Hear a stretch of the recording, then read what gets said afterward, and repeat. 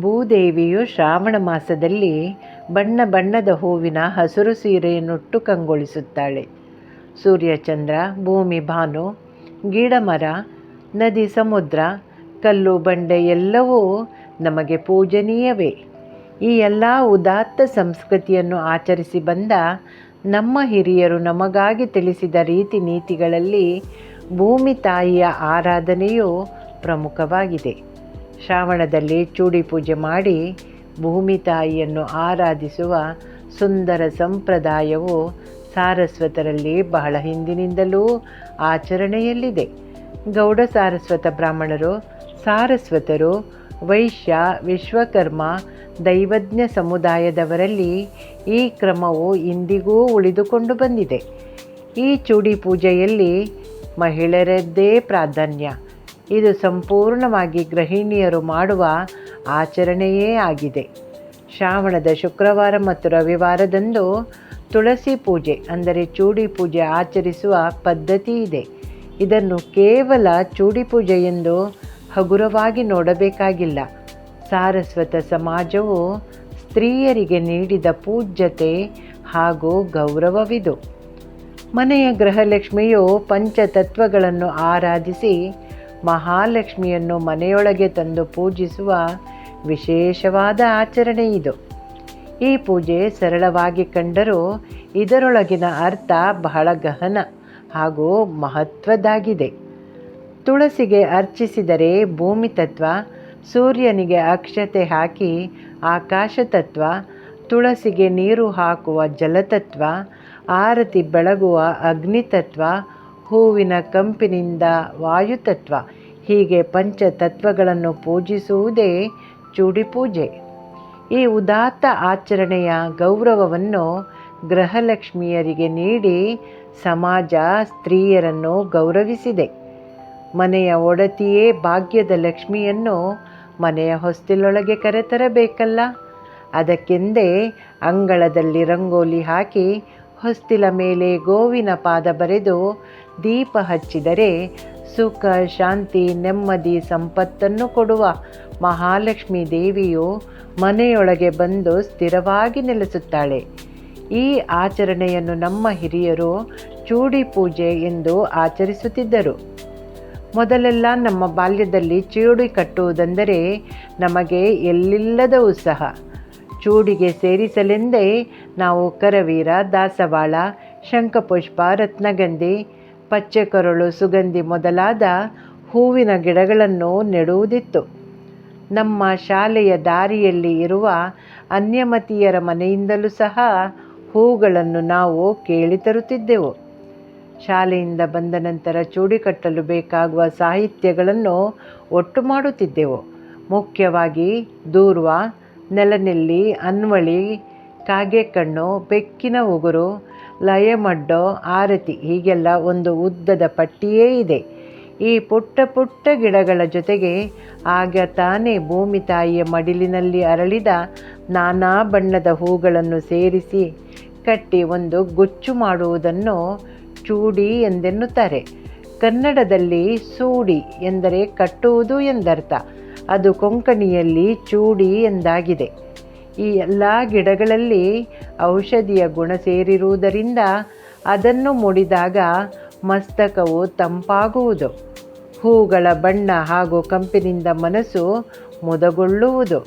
ಆಷಾಢದ ಮಳೆಗೆ ಜಡಗೊಂಡ ಮನಸ್ಸು ಶ್ರಾವಣದ ಈ ರಂಗುಗಳನ್ನು ಕಂಡಾಗ ನಮಗರಿಯದಂತೆ ಸಂಭ್ರಮಿಸುತ್ತದೆ. ತುಳಸಿ ಎಂದರೆ ಶ್ರೀದೇವಿಯ ಸನ್ನಿಧಿ. ಹಿಂದೂಗಳ ಮನೆಯಂಗಳದಲ್ಲಿ ತುಳಸಿ ಕಟ್ಟೆ ಇರಲೇಬೇಕು. ತುಳಸಿ ಗಿಡದ ಗಾಳಿಯು ಆರೋಗ್ಯಕ್ಕೆ ಬಹಳ ಒಳ್ಳೆಯದು.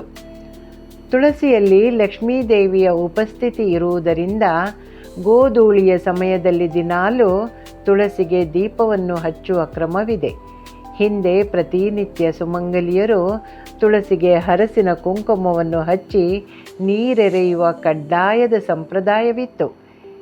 ಈಗ ಇದು ನಗರೀಕರಣದಿಂದಾಗಿ ಬಹುತೇಕ ಕಣ್ಮರೆಯಾಗಿದೆ.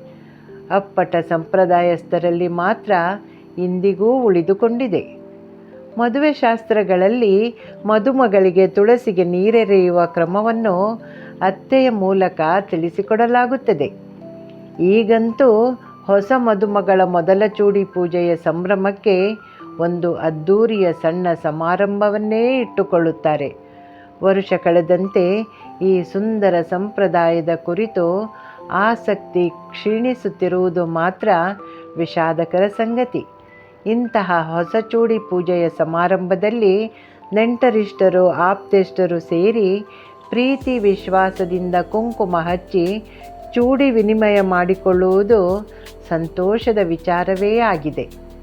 ವಯಸ್ಸಾದವರ ಅಂಬಡೆ ಸೂಡಿಯ ಮೇಲೆ ಮಾತ್ರ ಈಗ ನಾವು ಚೂಡಿಯನ್ನು ಕಾಣಬಹುದು. ಚೂಡಿ ಪೂಜೆಗೆ ಹೆಚ್ಚಿನ ಆಡಂಬರ ಬೇಕೆಂದೇನಿಲ್ಲ. ಮನೆ ಮನಸ್ಸು ಎರಡೂ ನಿರ್ಮಲವಾಗಿರಬೇಕು. ಯಾಕೆಂದರೆ ತುಳಸಿ ಸನ್ನಿಧಿಯಿಂದ ಮಹಾಲಕ್ಷ್ಮಿಯನ್ನು ಆರತಿ ಬೆಳಗಿ ಮನೆಯೊಳಗೆ ಬರಮಾಡಿಕೊಳ್ಳಬೇಕು. ವರಮಹಾಲಕ್ಷ್ಮಿ ಪೂಜೆಗೆ ದೇವಿ ಮನೆಯಲ್ಲಿ ನೆಲೆಸಬೇಕು. ಶ್ರಾವಣದಲ್ಲಿ ಮಹಾಲಕ್ಷ್ಮಿ ಮನೆಗೆ ಬಂದರೆ ಭಾದ್ರಪದದಲ್ಲಿ ಮಂಗಳಗೌರಿ, ಆಶ್ವೀಜ್ಯದಲ್ಲಿ ಶಾರದೆ ಮನೆಗೆ ಬರುತ್ತಾಳೆ. ಮನಸ್ಸಾದಾಗ ಬೇಕೆಂದಾಗ ತುಳಸಿಗೆ ಪೂಜೆ ಮಾಡುವುದಲ್ಲ, ಸೂರ್ಯನು ನಡುನೆತ್ತಿಗೆ ಬರುವ ಮೊದಲೇ ಪೂಜೆ ಮಾಡಬೇಕು. ಚೂಡು ಪೂಜೆ ಮಾಡುವವರು ಅಂದು ಮುಸುರೆಯನ್ನು ತಿನ್ನಬಾರದು. ಬೆಳಿಗ್ಗೆ ತಲೆ ಸ್ನಾನ ಮಾಡಿ ಸೀರೆಯನ್ನುಟ್ಟು ಮುಡಿಯಲ್ಲಿ ಹೂ ಮುಡಿದು ಕೊರಳಿಗೆ ಮಾಂಗಲ್ಯ ಕೈಗಳಿಗೆ ಬಳೆಗಳನ್ನು ಹಾಕಿ ತುಳಸಿ ಪೂಜೆಯನ್ನು ಮಾಡಬೇಕು. ನಗರಗಳಲ್ಲಿ ಚೂಡಿಗಳು ತಯಾರಾಗಿ ಮಾರುಕಟ್ಟೆಯಲ್ಲಿ ದೊರಕುತ್ತವೆ. ನಿಮ್ಮ ನಿಮ್ಮ ಅನುಕೂಲತೆಯಂತೆ ನೈವೇದ್ಯವನ್ನು ಇಡಬಹುದು. ಬಾಳೆಹಣ್ಣು, ಕಲ್ಲು ಸಕ್ಕರೆ, ಒಣ ದ್ರಾಕ್ಷಿಯನ್ನೂ ಇಡಬಹುದು. ತುಳಸಿ ಪೂಜೆಯ ನಂತರ ಹೊಸ್ತಿಲಿಗೂ ಹರಸಿನ ಕುಂಕುಮವನ್ನು ಹಚ್ಚಿ ಚೂಡಿಯನ್ನಿಟ್ಟು ತುಳಸಿಗೆ ತೋರಿಸಿದ ಆರತಿಯನ್ನು ಹೊಸ್ತಿಲಿಗೂ ತೋರಿಸಬೇಕು. ಗ್ರಹ ದೇವತೆ ಪ್ರಸನ್ನಳಾಗಿ ಮನೆಯಲ್ಲಿ ದೈವೀಕತೆ ತುಂಬುತ್ತದೆ. ಜಾಗಟೆಯ ಮಂಗಳ ತರಂಗಗಳಿಂದ ಮನೆಯಲ್ಲಿ ಸಕಾರಾತ್ಮಕ ಶಕ್ತಿ ಹೆಚ್ಚುವುದು. ನಂತರ ಬಲಗಾಲನ್ನು ಮುಂದಿಟ್ಟು ಮನೆಯೊಳಗೆ ಬಂದು ದೇವರಿಗೂ ಕುಂಕುಮ ಹಚ್ಚಿ ಚೂಡಿ ಇಡಬೇಕು. ಆ ಸಮಯದಲ್ಲಿ ಅಕ್ಕಿಯನ್ನು ಶೇಖರಿಸಿಡುವ ಮಡಕೆಗೂ ಅಂದರೆ ಅನ್ನಪೂರ್ಣೆಗೂ ಕುಂಕುಮ ಹಚ್ಚಿ ಚೂಡಿಯನ್ನಿಡಬೇಕು. ಹಳ್ಳಿಗಳಲ್ಲಿ ಬಾವಿಕಟ್ಟೆಗೂ ತೆಂಗಿನ ಮರಕ್ಕೂ ಚೂಡಿ ಇಡುತ್ತಾರೆ. ತುಳಸಿ ಪೂಜಾ ಸಮಯದಲ್ಲಿ ಸೂರ್ಯನಿಗೆಂದು ಅಕ್ಷತೆಯನ್ನು ಬಾನಿನತ್ತ ಎಸೆಯಬೇಕು. ಹಿರಿಯ ಮುತ್ತೈದೆಯರಿಗೆಂದು ಮನೆಯ ಮಾಡಿಗೆ ಚೂಡಿಯೊಂದನ್ನು ಎಸೆಯುವ ಕ್ರಮವಿದೆ. ಅಮ್ಮ ದೇವರಿಗೆ ನೈವೇದ್ಯ ಮಾಡಿದ ಬಾಳೆಹಣ್ಣನ್ನು ಬಿಲ್ಲೆಗಳಾಗಿ ಕತ್ತರಿಸಿ ಪಂಚಕಜ್ಜಾಯದಲ್ಲಿ ಸೇರಿಸಿ ನಮಗೆಲ್ಲ ಪ್ರಸಾದ ಹಂಚುತ್ತಿದ್ದಳು. ಆಹಾ, ಎಂತಹ ಅದ್ಭುತ ರುಚಿಯದು! ಈ ಪೂಜೆಯ ಮೂಲ ಉದ್ದೇಶ ಭೂದೇವಿಗೆ ಭಕ್ತಿಯಿಂದ ನಮ್ಮ ಕೃತಜ್ಞತೆಗಳನ್ನು ಸಮರ್ಪಿಸುವುದೇ ಆಗಿದೆ. ನಮ್ಮ ಧರ್ಮದ ಆಚರಣೆಯ ಹಿಂದೆ ಉದಾತ್ತ ಗುರಿ ಇದೆ.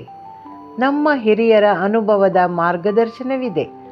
ನಮ್ಮ ಹಬ್ಬಗಳು, ಪೂಜೆ, ಉತ್ಸವಗಳು ನಮ್ಮ ಆತ್ಮದ ಉನ್ನತಿಯನ್ನು ಮಾಡಲು ಸಹಕರಿಸುತ್ತವೆ. ಶಿಸ್ತು, ಸಂಯಮಗಳು ಬೆಳೆದು ಸಂಸಾರದಲ್ಲಿ ಮಧುರ ಬಾಂಧವ್ಯ ಗಟ್ಟಿಯಾಗುತ್ತದೆ. ನಾವು ನಮ್ಮ ಧರ್ಮ ಸಂಸ್ಕೃತಿಯನ್ನು ರಕ್ಷಿಸಿದರೆ ನಮ್ಮನ್ನು ಧರ್ಮವು ರಕ್ಷಿಸುವುದು.